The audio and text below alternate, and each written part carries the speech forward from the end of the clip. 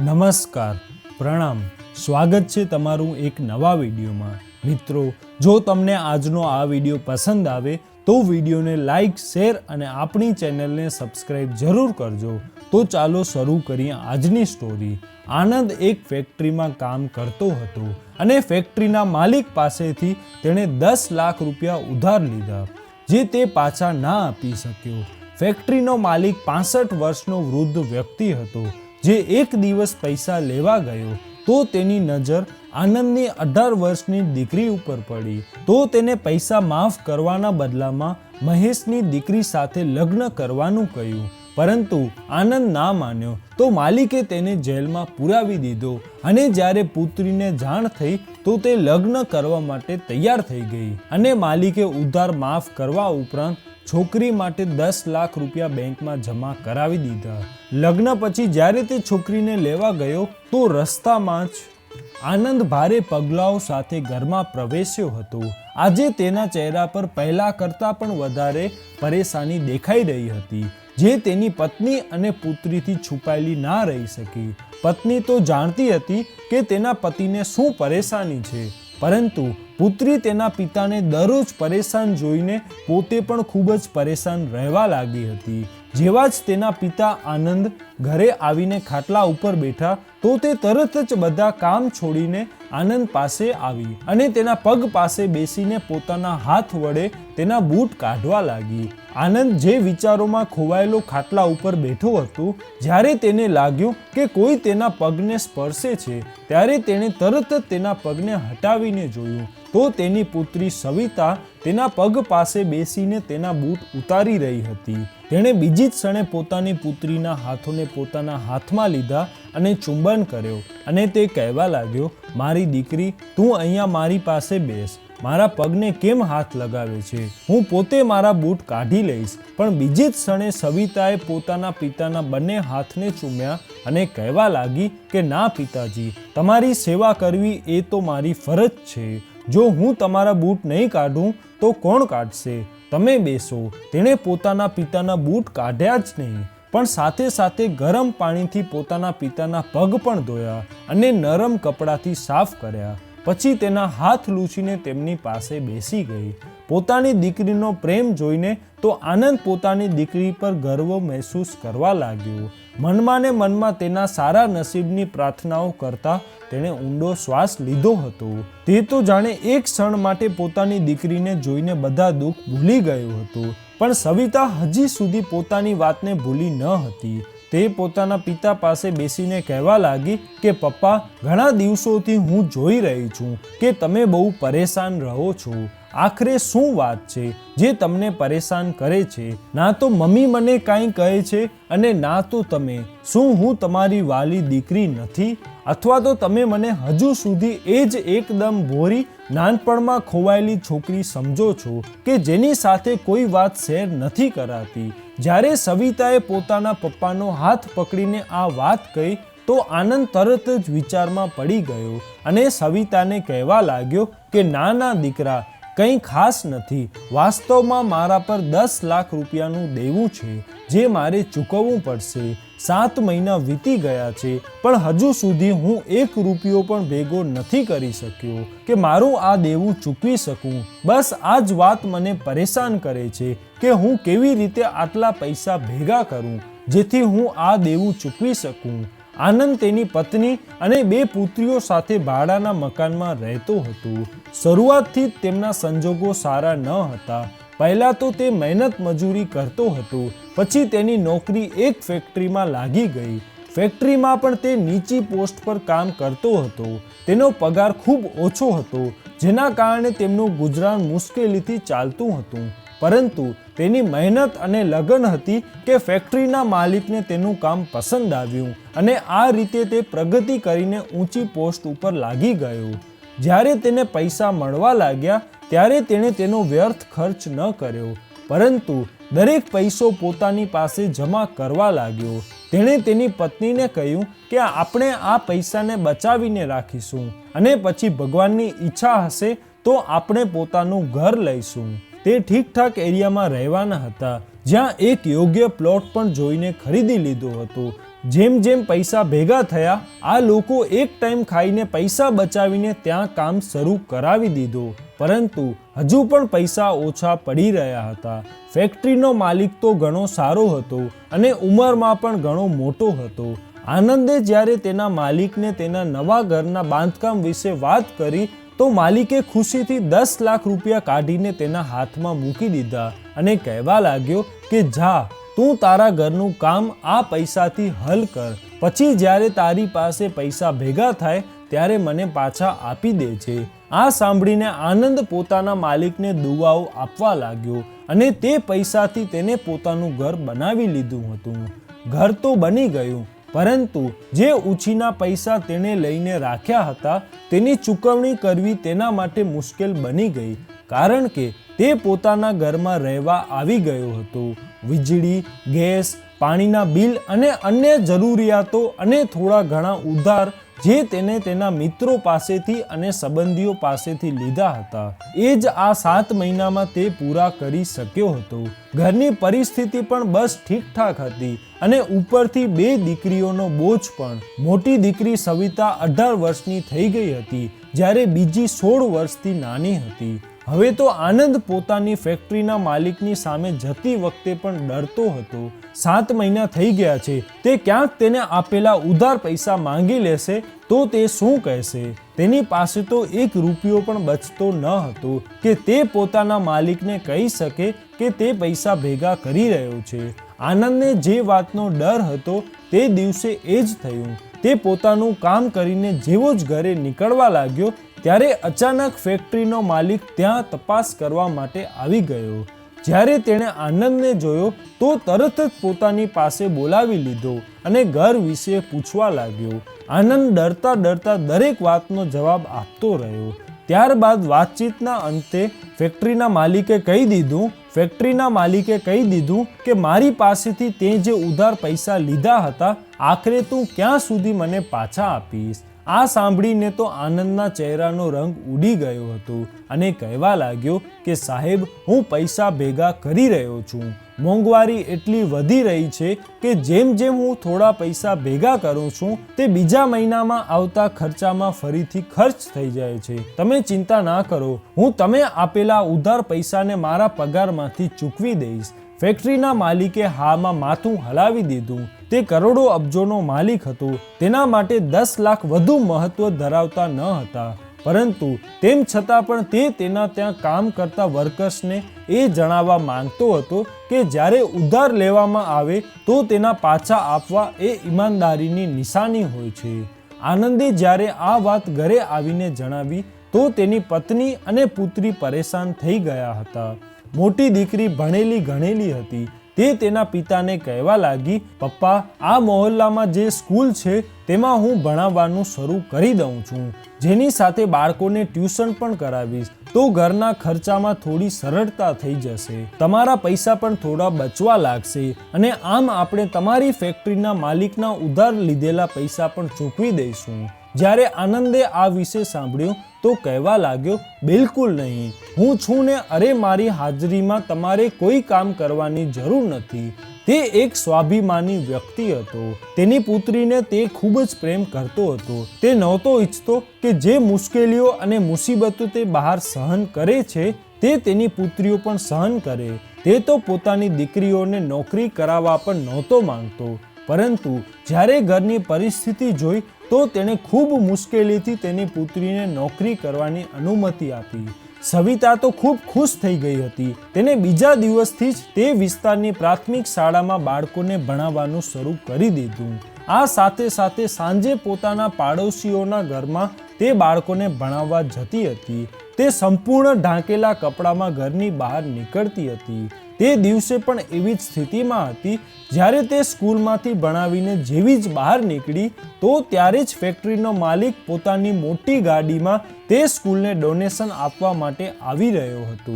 જેવી જ તેની નજર સવિતા ઉપર પડી તો તે એક ક્ષણ માટે થંભી ગયો હતો. તેની તો આંખો જાણે સવિતા ઉપર જ અટકી ગઈ હતી. તેણે આજ પહેલા ક્યારેય આટલી સુંદર છોકરી નહોતી જોઈ. સવિતા વાસ્તવમાં ખૂબ જ સુંદર હતી. ભલે તેણે તેને પૂરી રીતે ઢાંકીને રાખી હતી, પરંતુ તેમ છતાં પણ ફેક્ટરીનો માલિક તો જાણે તેના ઉપર દિલ હારી ગયો હતો. આ વાતથી સવિતા અજાણ હતી. ફેક્ટરીનો માલિક તે જ ક્ષણે તેની પાછળ જવા માંગતો હતો, જેથી જોઈ શકે કે આખરે આ છોકરી ક્યાં રહે છે, કારણ કે મનમાં ને મનમાં તેના ઉપર દિલ હારી ગયો હતો અને તે શક્ય તેટલી વહેલી તકે તેની સાથે લગ્ન કરીને તેને પોતાનો બનાવવા માંગતો હતો. પરંતુ તે સમયે સ્કૂલના ઇન્ચાર્જ ત્યાં આવી ગયા હતા. આટલા મોટા બિઝનેસમેનને પોતાની સ્કૂલની બહાર જોઈને તે તરત જ ત્યાં આવતા રહ્યા અને તેને પોતાની સ્કૂલની અંદર લઈ ગયા. તે ત્યાં થોડા સમય માટે રહ્યા. જ્યારે તે ડોનેશન આપીને ત્યાંથી બહાર નીકળ્યા તો તે છોકરી જાહેર વાત છે કે ત્યાં હતી જ નહીં. આમ છતાં તેણે હિંમત ન હારી. જે ગલીમાં વળતી વખતે તેણે તે છોકરીને જોઈ હતી તે પણ તે જ દિશામાં ગયો અને એક નજર નાખવા લાગ્યો. અહીંયા તો ઘણા બધા ઘરો હતા. ના જાણે તે છોકરી કયા ઘરમાં હતી. ફેક્ટરીનો માલિક તો એટલો પાગલ થઈ ગયો હતો કે બીજા દિવસે તેની મહત્વપૂર્ણ મીટિંગને પણ કેન્સલ કર્યા પછી તે પાછો એ જ જગ્યાએ આવી ગયો હતો અને સ્કૂલથી થોડે દૂર ઊભો રહીને રાહ જોવા લાગ્યો કે ક્યારે તે છોકરી અહીંથી નીકળે અને તે તેનો પીછો કરીને જોઈ શકે કે આખરે આ છોકરી ક્યાં જઈ રહી છે. તે ત્યાં લાંબા સમય સુધી ઊભો રહીને રાહ જોતો રહ્યો. જ્યારે થોડા સમય પછી તે છોકરી સ્કૂલમાંથી નીકળી તો તે ધીમે ધીમે તેનો પીછો કરવા લાગ્યો. તે એક ગલીમાં ગઈ અને ત્યાંથી જમણી બાજુ વળી ગઈ. આ પણ તેની ગાડી લઈને તેની પાછળ જતો જ રહ્યો. પરંતુ કમનસીબે જમણી બાજુની ગલી એટલી સાંકડી હતી કે તેમાંથી ફેક્ટરીના માલિકની મોટી ગાડી પસાર થઈ શકતી નહોતી. તેથી તેણે ગાડીને ત્યાં જ મૂકી અને તે ગલીમાં જઈને જોવા લાગ્યો. પણ ત્યાં તો ઘણા ઘરો હતા અને આ ઘરોમાંથી ના જાણે કયા ઘરમાં તે છોકરી જતી રહી હતી. ફેક્ટરીના માલિકને યાદ હતું કે આવી જ ગલીમાં તેની ફેક્ટરીમાં કામ કરતો આનંદ પણ રહેતો હતો. એમ પણ ઘણા મહિનાઓ વીતી ગયા હતા અને તેને ફરીથી ઉધાર લીધેલા પૈસા પાછા આપવાનું નામ પણ નહોતો લીધું. આવું વિચારીને ફેક્ટરીનો માલિક અચાનક આનંદના ઘરની બહાર પહોંચ્યો અને દરવાજો ખખડાવવા લાગ્યો. આનંદ તે સમયે ઘરે જ હતો. જેવો જ આનંદે દરવાજો ખોલ્યો તો સામે ફેક્ટરીના માલિકને જોઈને તો જાણે તેના હોશ ઉડી ગયા. તે વિચારમાં પડી ગયો હતો કે શું બોલવું. તેણે તરત જ માલિકને ઘરની અંદર આવવાનું કહ્યું. જ્યારે ફેક્ટરીનો માલિક ઘરમાં આવ્યો તો તેને થોડી વાર માટે ઘરની ચારે બાજુ જોયું. ઠીકઠાક ઘર હતો જેનો હજુ પણ ક્યાંક ક્યાંક સમારકામ કરવાનું બાકી હતું, પરંતુ પૈસા ન હોવાના કારણે સમારકામ અત્યાર સુધી એમ જ અધૂરું પડ્યું હતું. આનંદે માલિકને બહારના રૂમમાં બેસાડી દીધા. થોડી વાર અહીં ત્યાંની વાતો કર્યા પછી તે ફેક્ટરીનો માલિક કહેવા લાગ્યો કે આનંદ, ઘણો સમય થઈ ગયો છે. આખરે તું મારા આપેલા પૈસા ક્યારે પાછા આપીશ? તારું ઘર તો હવે ધાબાવાળો પણ થઈ ગયો છે. જો હું આ છૂટછાટ આપતો રહીશ તો અન્ય વર્કરો પણ એ જ સમજશે કે ઉધાર લીધેલા પૈસા પાછા નહીં આપવાના. ફેક્ટરીના માલિકનું વલણ એકદમ કઠોર હતું, કારણ કે એક તો તેણે તે છોકરીના કારણે ગુસ્સો હતો કે ના જાણે તે છોકરી ક્યાં ગાયબ થઈ ગઈ. આનંદ આ વલણ જોઈને ગભરાઈ ગયો અને એકદમ નીચા સ્વરે કહેવા લાગ્યો કે જો મારી પરિસ્થિતિ થોડી સારી થઈ જાય તો હું તરત જ તમારા ઉધાર લીધેલા પૈસા ચૂકવી દઈશ. બસ મને થોડો વધુ સમય આપો. પણ ફેક્ટરીના માલિકે ધારદાર સ્વરે કહ્યું, ના, બિલકુલ નહીં. મારે એક અઠવાડિયાની અંદર જ ઉધાર આપેલા પૈસા જોઈએ, નહીતર આ ઘર વેચો કે બીજું કંઈ પણ કરો, પણ મને મારા પૈસા પાછા આપી દો. આનંદ તો એકદમ દુઃખી થઈ ગયો હતો. જેવો જ રૂમમાંથી ફેક્ટરીનો માલિક બહાર નીકળ્યો ત્યારે તેની નજર તે છોકરી ઉપર પડી જે હજુ સુધી ઘરમાં જ હતી. ફેક્ટરીનો માલિક તેને ઓળખી ગયો હતો કે આ એ જ છોકરી છે. તેને તો આશ્ચર્ય થયું કે આ તો આનંદની પુત્રી છે. તે સમયે તો તે કંઈ ના બોલ્યો અને તરત જ ત્યાંથી પાછો જતો રહ્યો. પરંતુ તે રાત્રે તેને બરાબર ઊંઘ નહોતી આવી. તે આખી રાત કંઈક ને કંઈક વિચારતો રહ્યો અને પછી બીજા દિવસે તેણે પોતાનો મોબાઈલ ઉપાડ્યો. આનંદ આજે કામ ઉપર નહોતો આવ્યો. ફેક્ટરીના માલિકે તેને ના પાડી હતી કે જ્યાં સુધી પૈસા લાવીને નહીં આપે ત્યાં સુધી કામ ઉપર આવવાની જરૂર નથી. જ્યારે તેણે આનંદને ફોન કર્યો તો ખૂબ જ સારી રીતે વાત કરી. આનંદ પણ તેના માલિકના અચાનક બદલાતા વર્તનને જોઈને આશ્ચર્યમાં પડી ગયો હતો કે આખરે માલિક આટલા ઠંડા કેવી રીતે થઈ ગયા. ફેક્ટરીનો માલિક કહેવા લાગ્યો કે વાસ્તવમાં મેં ગઈકાલે ખૂબ વધારે ગુસ્સો કર્યો હતો. તું પણ એક ગરીબ વ્યક્તિ છે, આટલા બધા ઉધાર પૈસા એકદમ કેવી રીતે ચૂકવી શકે? તું કાલથી કામ ઉપર આવી જજે. તારે જેટલો સમય જોઈએ આ ઉધારને ચૂકવવા માટે તેટલો સમય લઈ શકે છે. આ સાંભળીને આનંદે તરત જ કહ્યું કે સાહેબ, મને 4-5 મહિનાનો વધુ સમય આપી દો, જેથી હું તમારો એક રૂપિયો પાછો આપી શકું. આ સાંભળીને ફેક્ટરીનો માલિક થોડી વાર ચૂપ રહ્યો. પછી કહેવા લાગ્યો કે જો તું ઈચ્છે તો હું તારા ઉધાર લીધેલા પૈસા સંપૂર્ણપણે માફ કરી શકું છું. તેણે કહ્યું કે સાહેબ, તે કેવી રીતે? તમે મારા ઉધાર લીધેલા પૈસા કેમ માફ કરશો? આ સાંભળીને ફેક્ટરીનો માલિક કહેવા લાગ્યો, તારી દીકરી જે સ્કૂલમાં ભણાવે છે, હું ઈચ્છું છું કે તું મારા તેની સાથે લગ્ન કરાવી દે.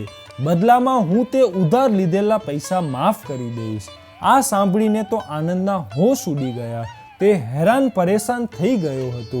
તે કહેવા લાગ્યો કે બિલકુલ નહીં, તમારી ઉંમર 60 થી 65 વર્ષની છે અને મારી દીકરી માત્ર 18 વર્ષની છે. તમારા બંને વચ્ચે તો કોઈ સરખામણી જ નથી. જો તમે તમારા કોઈ પુત્ર માટે કહેતા તો હું માની જાત, પણ હું તમારી સાથે તેના લગ્ન કેવી રીતે કરાવી શકું?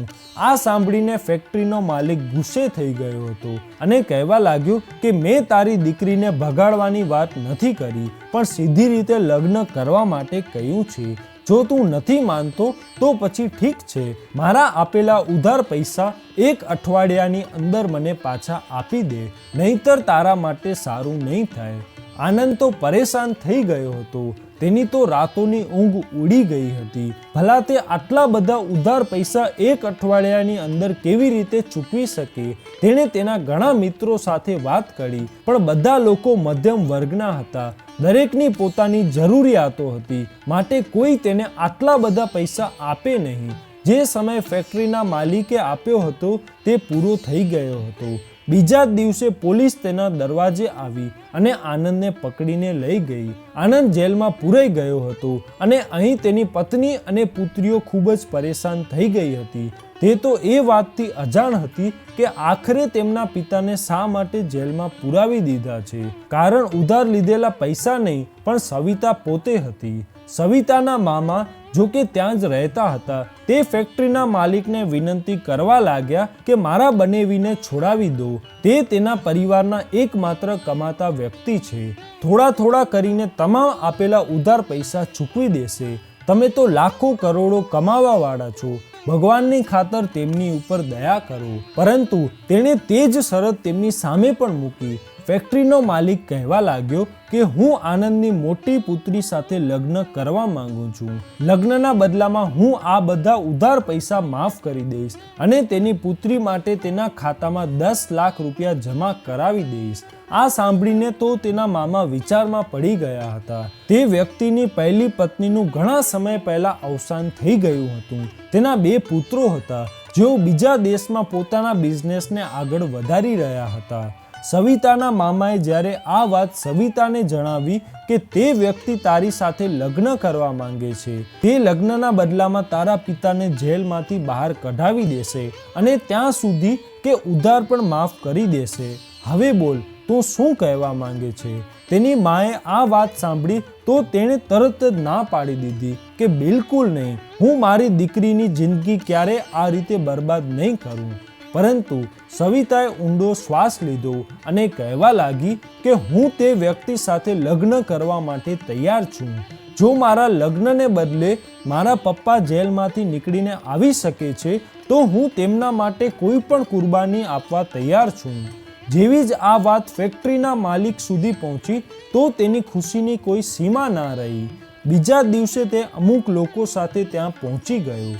પરંતુ સવિતાએ એવી શરત રાખી હતી કે તે અત્યારે વિદાય નથી કરાવવા માંગતી. તે વિદાય લગ્નના 3 મહિના પછી જ કરાવશે. આ વાત ઉપર પણ તે ફેક્ટરીના માલિકે હા પાડી દીધી. કારણ કે આખરે સવિતાના તેની સાથે લગ્ન તો થઈ રહ્યા હતા. લગ્ન માટે આનંદનું હોવું જરૂરી હતું.